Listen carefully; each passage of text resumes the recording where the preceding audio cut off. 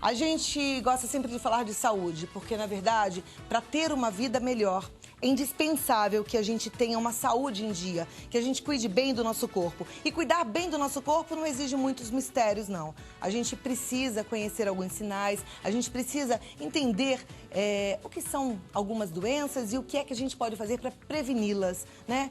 E, de repente, se você conhece alguém que já tenha, saber como tratá-la. E aqui a gente tem uma chance que eu acho incrível, que é de conversar com um profissional altamente qualificado e de se sentir como se estivesse no consultório desse profissional. Te convido para participar do nosso quadro de saúde no 0 Operadora 11 2202 8432. Pode ligar, fazer a sua pergunta ou então enviá-la por e-mail através do e-mail vidamelhor@redevida.com.br. E hoje a gente vai falar sobre as doenças inflamatórias intestinais.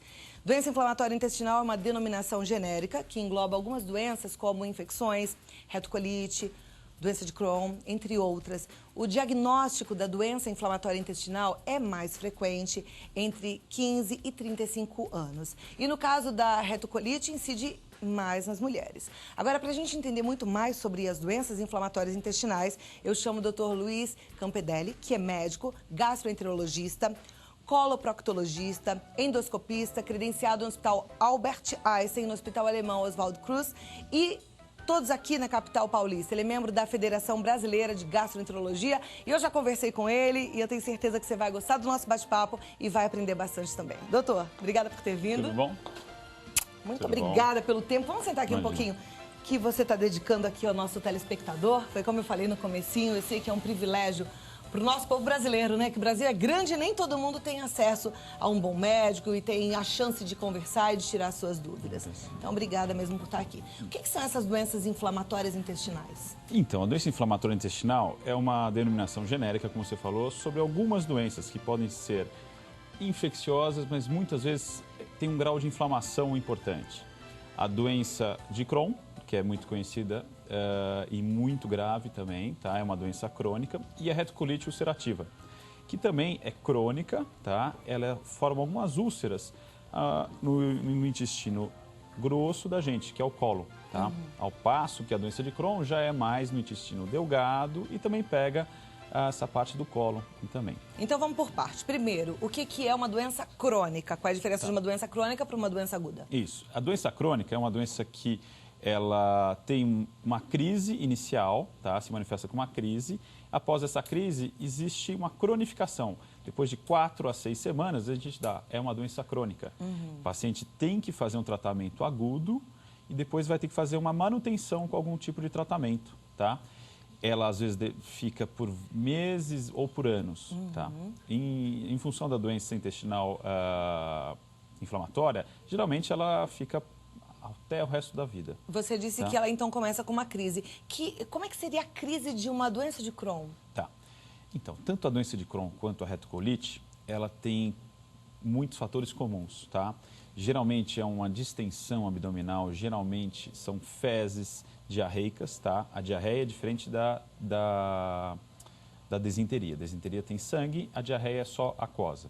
Geralmente é uma diarreia, tá? Volumosa, várias vezes ao dia, 5, 6 vezes, que não passa, que às vezes está relacionado ou não com algum tipo de alimento, mas a gente não tem uma relação fixa, é com leite, é com açúcar, é com frutos do mar, não. Ela é com qualquer tipo de comida. Quando você fala que geralmente não passa depois de tomar algum medicamento, geralmente não passa depois de alguns dias, como é que é Ela isso? não passa depois do medicamento, ela não passa depois de uma restrição alimentar. Então é uma diarreia que dura quanto tempo? Dura mais que 4 semanas, tá? Puxa. E aí, essa diarreia começa a vir com a perda de peso, começa a vir com cansaço, começa a vir com sangue nas fezes.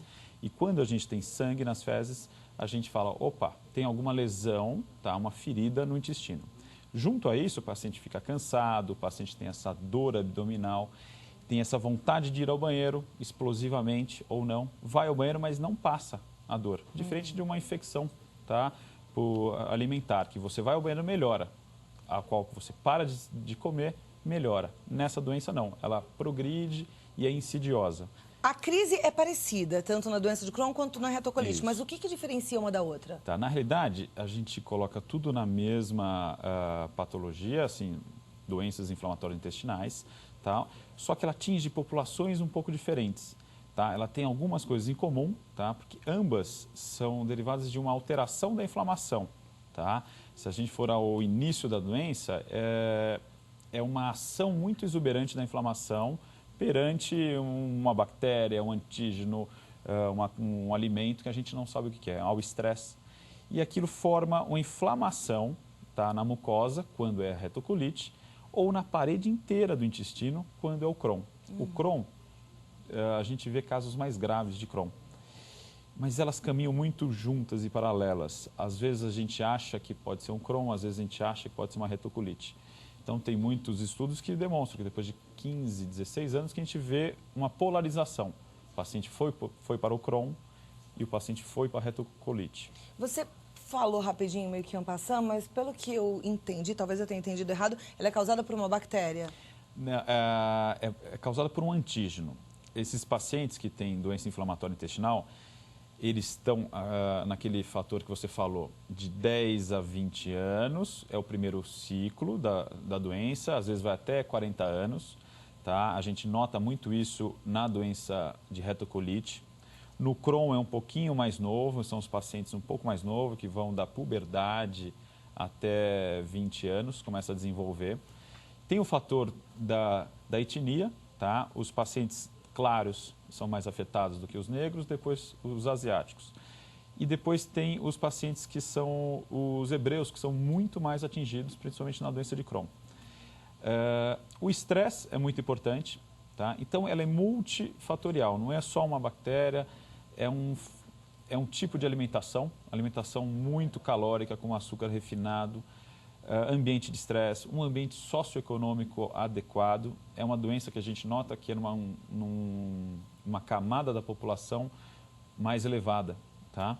E então a gente não tem como falar, esse é o motivo, mas às vezes a bactéria, a inflamação leva a uma desordem em todas aquelas bactérias boas que a gente tem no intestino.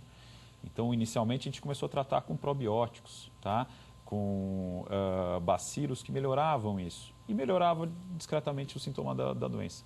Mas a doença em si não estava sendo tratada. Ela é de difícil tratamento, de difícil entendimento do paciente. Então, a gente sempre costuma dizer, nem sempre você vai ser o único médico desse paciente. Às vezes o paciente sai de você porque a doença se estabilizou, ele achou que não está tão bom, ele vai para outro que toma outro remédio, mas ele vai retornando. Então, é uma doença que você tem que orientar muito bem o paciente, tá? Que geralmente o tratamento é longo e tem que ter uma aderência boa. Todo tratamento longo, a aderência é muito baixa do paciente. Porque o paciente vai desistindo, vai esquecendo o medicamento e isso. etc. Bom, a gente está falando sobre doenças inflamatórias intestinais. Eu já divulguei o telefone, acabei de receber um recado de que a gente está com problema, infelizmente, no nosso SACH, no nosso serviço de atendimento ao telespectador. Então, participe através do e-mail vidamelhor@redevida.com.br. Pode enviar a sua pergunta. Eu estou aqui com o computador, daqui a pouquinho eu vou ler as suas perguntas e passar para que o médico possa responder, tá? vidamelhor@redevida.com.br. Doutor, alguém de repente está assistindo agora o programa e está pensando, será que eu tenho essa doença? Eu estou sentindo dores abdominais, eu estou sentindo dores nessa região do intestino. Isso pode ser um sinal? Pode.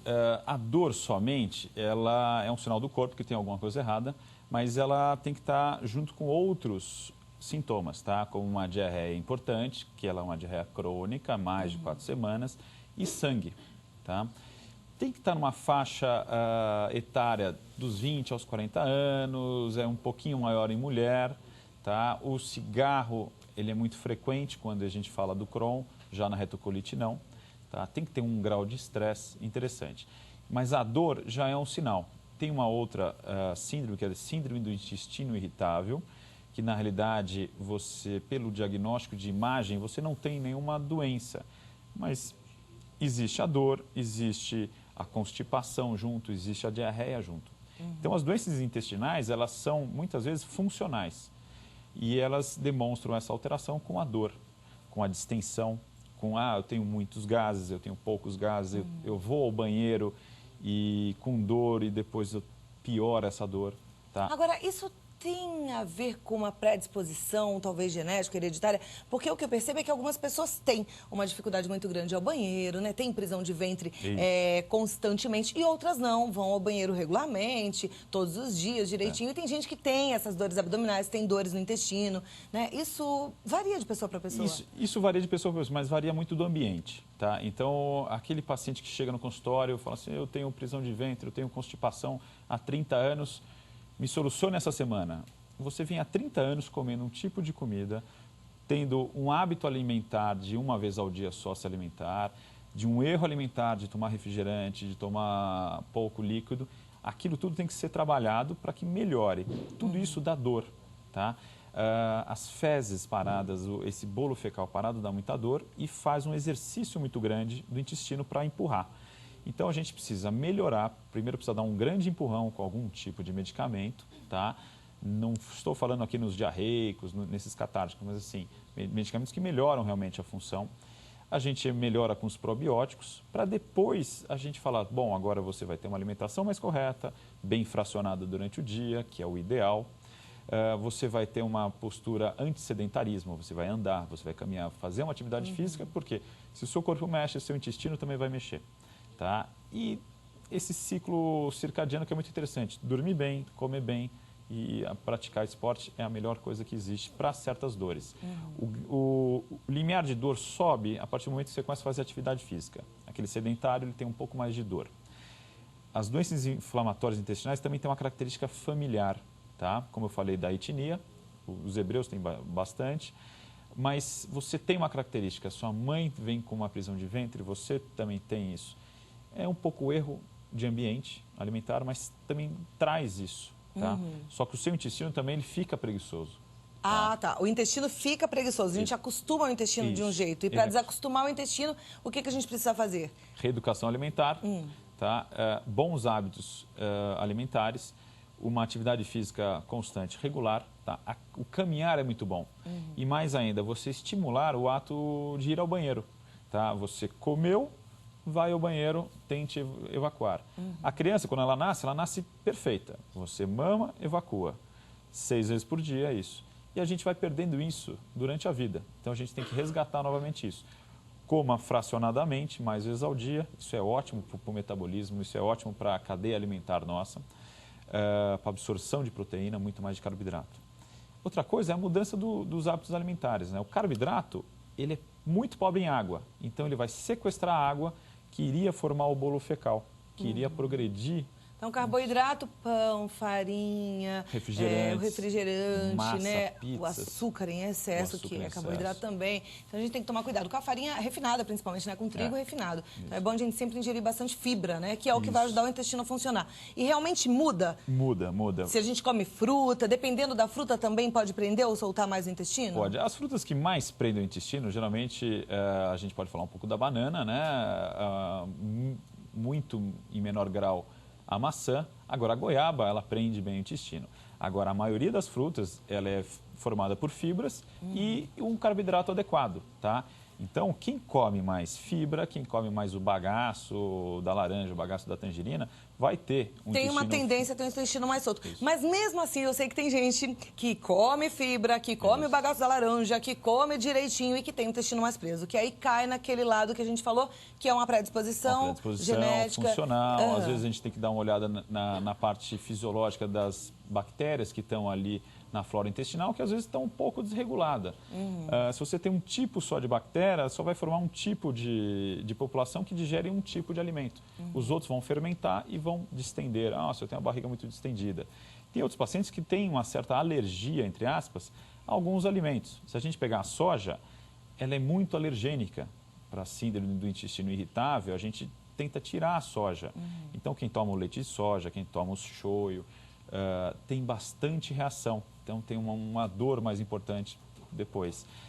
Os outros pacientes, a lactose, tá, do leite, tem uma diarreia importante. Então, tem alguns pacientes que têm uma alergia um pouco maior do que outros. E às vezes não é nem uma alergia tão... É que a gente fala assim, tem alergia, né? Às vezes tem uma distensão do abdômen, um desconforto, nem sabe que está fazendo uma alergia, né? É um alimento a mais, pode ser um alimento que esteja um pouco mais estragado, mas tem que tomar cuidado. Agora, o importante é, geralmente, quanto mais in natura o alimento, melhor. Quanto mais in natura o produto, menos conservante, menos irritação. Todos os conservantes, eles aumentam essa irritação intestinal. Perfeito, doutor Luiz. Bom, a gente vai abrir o próximo bloco para responder as suas perguntas. Eu já tenho uma pergunta que eu quero deixar aqui no ar. Eu sei que muita gente falou de quando você tem uma diarreia, que na verdade você falou que com sangue é a desinteria. Uma desinteria. Isso. É bom procurar um médico, mas muitas vezes a pessoa tem um cocô normal e que sai um pouco de sangue. Isso. Né? E eu queria que a gente falasse sobre isso, se isso é preocupante ou não, ou se é normal de vez em quando e por que é que acontece isso. A gente responde no próximo bloco, tá bom? E eu tô conversando com o Dr. Luiz Campedelli, que é gastroenterologista, sobre as doenças inflamatórias intestinais. E você deve participar através do nosso e-mail vidamelhor@redevida.com.br. Tem um monte de perguntas já chegando e daqui a pouquinho a gente vai responder. E eu voltei aqui com o nosso Vida Melhor, tô conversando com o Dr. Luiz. Tem tantas perguntas, muito obrigada pela sua participação e eu espero que a gente consiga responder a todos vocês, viu? Com muito carinho e muito respeito à sua participação. Continue comigo. Se quiser perguntar, a gente está falando sobre doenças inflamatórias intestinais. No primeiro bloco, o Dr. Luiz Campedelli já explicou um pouquinho sobre essas doenças, sobre a doença de Crohn, sobre a retocolite, né? E outras também, outras questões. Eu deixei uma pergunta no ar, que eu gostaria que a gente começasse respondendo, que eu acho que é uma dúvida simples, mas que muita gente tem. Né? Um pequeno sangramento nas fezes e que às vezes apresenta se apresenta em crianças pequenas, né? A gente vai limpar o bumbum às vezes da criança e tem lá um pouquinho de sangue. É normal? Geralmente a gente pede para distinguir se é um sangue vivo, tá? Se o sangue sai depois das fezes, se ele sai só no papel, ou se ele está misturado nas fezes, ou se é um sangue um pouco mais digerido. Tá? Quanto mais digerido, mais longe do ânus, do reto, do cólon ele está. Então a gente já começa a perceber se é uma doença mais de intestino. Eu não consegui entender, o sangue digerido longe...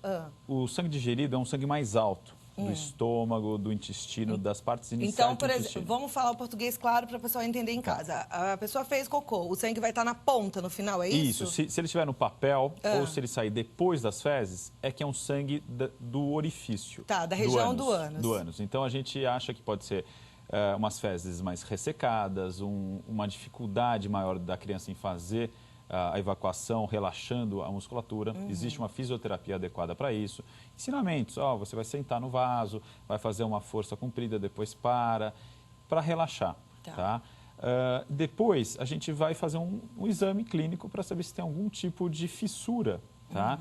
As fissuras nessa região perianal, na região do ânus, elas sempre correm cronicamente também, porque tem bactérias, fezes e nunca deixa cicatrizar. E aquilo começa a sangrar. Sempre está associado com um ardor, sempre está associado com uma coceira anal, tá? E isso é bem interessante nas crianças também, nos pacientes diabéticos, tá? E alguns pacientes com Crohn também têm essas fissuras.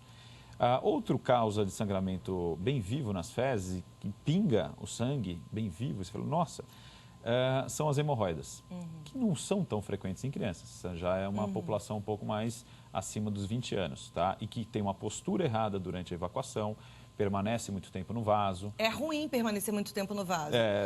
Banheiro eu acho que mais os homens, mas aqueles que vão correr vice, ficam horas... Não é biblioteca. Não é biblioteca. Isso pode prejudicar? Pode. Isso é uma pode causa causar frequente. Hemorroida? Isso pode causar hemorroidas. Olha aí, atenção, hein? Esse longo tempo no banheiro, né? Banheiro é para você ir, usar e voltar. Vai ler em outro lugar mais bacana. E é interessante porque você aumenta muito aquele sangue naquela região e ele não tem como retornar. Então, as fezes passando vão agredindo esses vasos, tá? Que vão tendo fissuras e vai sangrando. Tá? Um exame clínico ou um exame endoscópico pode dar o diagnóstico diferencial de uma doença inflamatória com sangramento e de uma doença orificial, que é um sangramento. Na doença inflamatória, o sangue está no meio das fezes? Está no meio das fezes já. Aí já é um sangramento junto com uma diarreia, junto com o muco. O muco parece um catarro. O que é aquele catarro? É como se fosse uma casquinha de uma ferida nossa que a gente passou água e sai essa casquinha branca. No nosso intestino vai ter a mesma ferida que está com água, vai sair junto. Então, a presença de muco, que é esse catarro nas fezes, mais o sangue, a gente já fala, opa, temos uma doença inflamatória intestinal em atividade, em crise. Tá?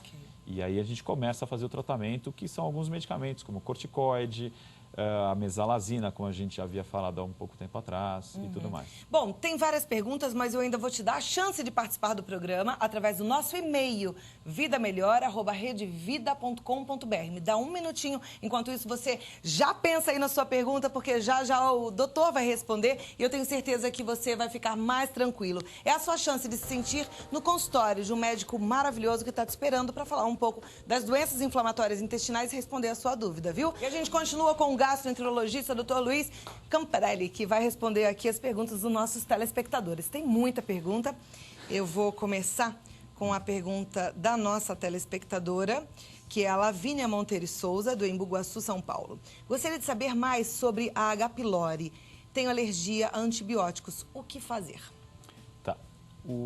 Essa bactéria, que é o Helicobacter pylori, que ela é muito frequente no duodeno e no estômago de alguns pacientes que têm úlcera gástrica ou úlcera duodenal ou uma gastrite, tá? Que geralmente o médico pede para tratar quando tem essa associação. Úlcera, mais gastrite, mais o H. pylori. Se você tem uma alergia a algum tipo de antibiótico mais adequado, você tem que mudar o antibiótico. Existe uma gama de outros antibióticos que provavelmente você pode tomar e erradicar Porque ela disse que ela tem alergia a antibiótico, mas provavelmente tem algum que ela não tenha. Que ela não tenha. Eu acho vai que precisar testar. Vai precisar testar, mas eu acho que provavelmente deve encontrar algum antibiótico adequado, porque a gente tem uma gama muito moderna e muito ampla de antibióticos para tratar o H. pylori. A Thaisa Vasconcelos. Oi, Cláudia, eu tenho doença de Crohn, já fiz o tratamento do influximab. E ela quer saber o que o doutor acha sobre esse tratamento. Tá. O tratamento do Crohn ou da retocolite, inicialmente era um corticoide, tá, em doses altas, tá, durante um período longo, que era algo que o pessoal não gostava de tomar, que existiam algumas contraindicações, ou efeitos colaterais, ou osteoporose. Mas começou a aparecer alguns medicamentos biológicos que a gente chama, os monoclonais, a qual o infliximab está dentro deles. E é uma ótima opção, é uma opção bem moderna e bem atual. Tá? A gente tem algum degrau anterior a dar antes do infliximab, tá? Mas eu acho que, a partir do momento que você está tomando, eu acho que o seu médico teve uma postura adequada. É um tratamento moderno e bom. Ok. Grace, ela disse que, segundo o médico dela, ela tem a doença de Crohn, está fazendo o tratamento já há 2 meses com o medicamento mesalazina.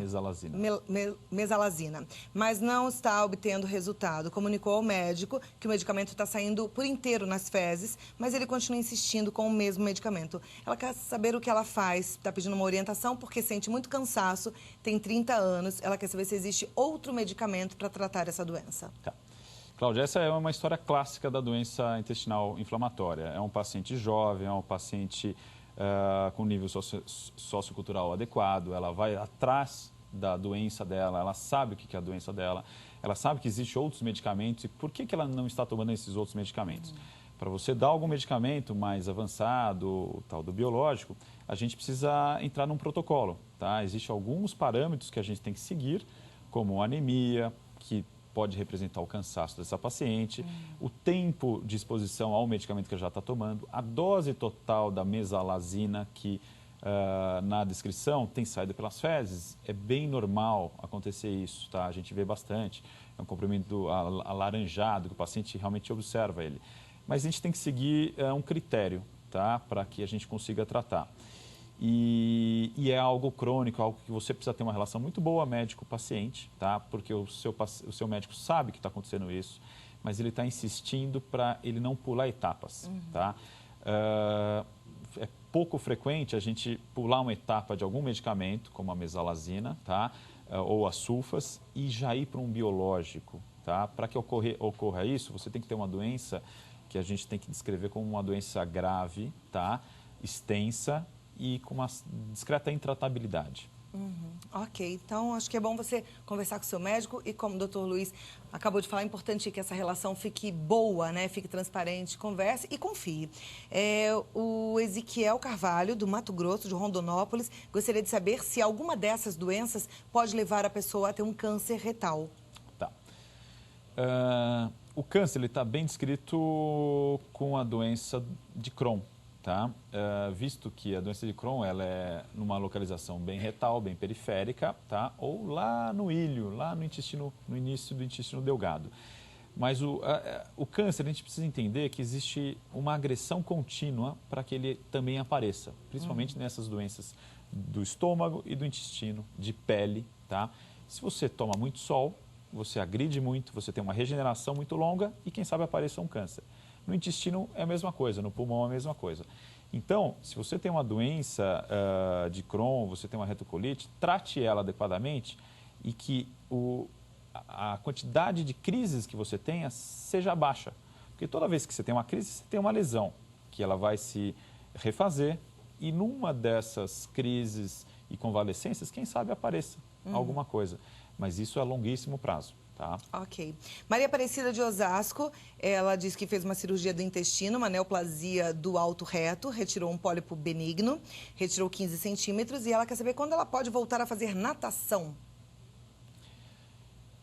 A gente tem que saber que tipo de cirurgia que ela fez, tá? Mas eu acho que ela tem que aguardar um período de convalescência, não sei se ela vai fazer algum tipo de quimioterapia ou radioterapia. Mesmo o benigno precisa fazer? Se ela fez uma cirurgia para retirar um pólipo benigno, deve ser um pólipo de um tamanho grande. 15 centímetros ela falou. 15 centímetros é do intestino. Eu acho que é uma cirurgia grande. Não pode eu ser acho que ela tem que pelo menos aguardar... Ela botou, retirei 15 centímetros. Ela deve aguardar um período de convalescência, pelo menos de uns 25 dias, 30 dias. Eu acho que é o mínimo sem saber do que se trata a cirurgia dela. Tá ok. A Maha Lakshmi, ela diz que tem prisão de ventre com formação de muitos gases e devido a isso, ela faz uma restrição alimentar importante. Carnes vermelhas, feijões e afins, caules de verduras e derivados de leite. É possível que seja devido a alguma doença inflamatória intestinal ou é alergia mesmo? Tá. Você pode ter uma incompatibilidade a algum tipo de alimento. Essa restrição alimentar, eu acho importante não colocar a culpa nos alimentos. Mas a gente pode tentar identificar melhor se é o leite, se é alguma proteína, se é algum tipo de açúcar, tá? Mas o mais importante é fazer uma dieta bem fracionada, tá? Durante bastante tempo. Nada no intestino é de um dia para o outro. Você tem que fazer pelo menos 1 semana, 2 semanas para começar a ter algum retorno. Então, eu acho que colocar a culpa nos alimentos, nem tanto. Mas identifique qual que é o pior. Se eu estou comendo muito açúcar, se eu estou tomando algum refrigerante, se eu estou com muitos artificiais perto de mim, com muito carboidrato, tá? Outra hipótese, uma síndrome do intestino irritável, que é uma coisa muito comum, tá? Que dá dor, que dá distensão abdominal, tá? Que dá muita constipação. E aí eu acho que o exame clínico, a avaliação no dia a dia, pode promover um benefício, tanto alimentar quanto medicamentoso para esse paciente. Perfeito. A Nailma Lobato, ela gostaria de saber o que pode ser que ela está sentindo desde 2010. Ela sente do lado direito, logo abaixo da costela, às vezes uma queimação, às vezes uma dor. E às vezes são fisgadas. Ela quer saber se isso pode ser intestinal. Embaixo da costela tem bastante intestino, tem a vesícula, e desse lado direito, né? Então, a gente pode pensar numa doença intestinal, pode ser gases, pode ser uma infecção alimentar às vezes. A gente tem que saber um pouco mais da idade. Existem algumas patologias que são muito características da idade, da constituição do corpo humano, tá? A gente tem as patologias de vesícula, que são muito interessantes, que são os 4 Fs que a gente chama, que é o paciente female, mulher, é o paciente 40, que é de 40 anos, é o paciente fatly, que é um paciente acima do peso, e o paciente fertile, que está na idade de fecundação. Quando a gente junta essas 4 características, obesidade, 40 anos de idade, mulher e fértil, e dor do lado direito, a gente pode pensar, opa, ela tem alguma coisa na vesícula, vamos investigar a vesícula. Então, a gente precisa notar bastante isso, ver o paciente e examinar. O importante é o médico examinar. Tá? Não é exame, é examinar o olho clínico e questionar a vida dessa paciente. A gente tem falado muito aqui no Vida Melhor da importância do exame clínico, do exame que o médico vê, que o médico toca, que o médico te olha. A gente tem que parar com essa nossa pressa e de falar, doutor, deixa o pedido, eu vou fazer o exame e volta. Isso. Não, pare para ser examinado e ser cuidado. A sua saúde vale ouro, viu? Tem muitas perguntas, eu vou pedir para que depois você responda todas essas. A gente coloca também no nosso site. Eu vou fazer a última pergunta, mas tem muitas ainda. É da Georgette Castro. Ela disse que tem a doença de Crohn há 14 anos, usa Humira, mas as dores e inchaço após a alimentação são constantes. Ela quer saber se tem algo que ela possa fazer para amenizar, pois ela não tem uma vida social, porque precisa ficar de cama, com bolsa de água quente, e isso quando não causa vômito. Ela quer uma ajuda, ela gostaria de parecer de um outro profissional. Ela disse que assiste o programa todos os dias porque está afastada do trabalho para fazer esse tratamento já há 8 meses. Isso. Eu acho que ela está com um tratamento excelente. O Mira, ele é de uma linhagem nova, realmente. Ele melhora muito para o paciente inicialmente, tá? Então, o paciente que vem com a doença de Crohn ou uma retocolite importante, ele tem um benefício muito rápido com o Mira. Ele é facilmente, diferente dos outros biológicos, que você precisa internar e tomar pela veia, esse é autoinjetável, tá? Então, você mesmo se medica, tem uma segurança adequada, existe toda uma orientação, mas é muito bom. Agora, a gente tem que ver se esses sintomas que ela sente são bem próximo à administração do Humira ou não, porque o Humira dá realmente algum transtorno, dá um cansaço maior, dá uma constipação, uma dor abdominal importante logo depois dessas tomadas. Mas eu acho que é um tratamento excelente, é um tratamento de escolha quando a gente tem um caso grave, tá? E alimentação, cigarro, refrigerante, isso tudo tem que ser proscrito, mesmo que a gente não acredite que existe uma relação muito grande entre o alimento e a doença de Crohn. Ela é mais característica com o açúcar. Então, tire o açúcar, tire esses alimentos que fermentam bastante. Ok. Conversei com o Dr. Luiz Campedelli, gastroenterologista. O e-mail é o campedelli, com 2 L's, @einstein.br. Telefone 3849-8859. E olha, a gente vai passar todas as perguntas para o médico e ele vai responder. Depois você pode conferir no nosso site, viu? Muito obrigada pela sua participação. Recebemos muitos e-mails, doutor. Obrigado. Muito obrigada pela sua visita. Volte mais vezes. Obrigado. Foi um prazer recebê-lo, viu?